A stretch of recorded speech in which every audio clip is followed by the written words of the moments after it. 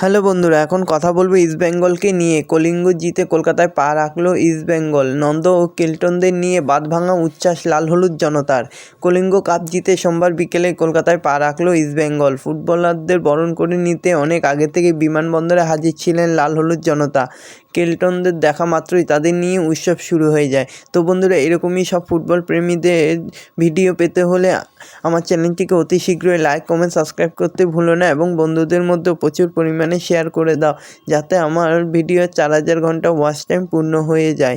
তো বন্ধুরা, এরকমই সব খেলার ভিডিও আমি রাখবো প্রতিদিনই, তোমরা দেখতে থাকো। রবিবার ভুবনেশ্বরে সুপার কাপ চ্যাম্পিয়ন হয়ে সোমবার বিকেলেই কলকাতায় পৌঁছালো ইস্টবেঙ্গল।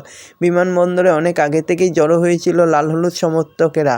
কেল্টন সিলভা ও নন্দকুমাররা বিমানবন্দর থেকে বেরোতেই তাদের নিয়ে উৎসব শুরু হয়ে যায়। দীর্ঘ 12 বছর অপেক্ষার পর জাতীয় পর্যায়ে কোনো ট্রফি পেল ইস্টবেঙ্গল। ফলে লাল হলুদের সমর্থকরা তার আবেগ সামলাতে না পেরে বিমানবন্দরের বাইরেই কার্যত ইস্টবেঙ্গল সমর্থকদের দখলে চলে যায়। চারিদিকে শুধু লাল হলুদ পতাকার পোস্টার। বিমানবন্দর থেকে শুরু করে ফুটবলারদের নিয়ে শোভাযাত্রা শুরু হয়।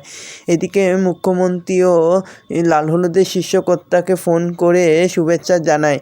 কোচ এবং ফুটবলারদেরকে ভবিষ্যতে আরও ভালো খেলার জন্য শুভেচ্ছা জানায়।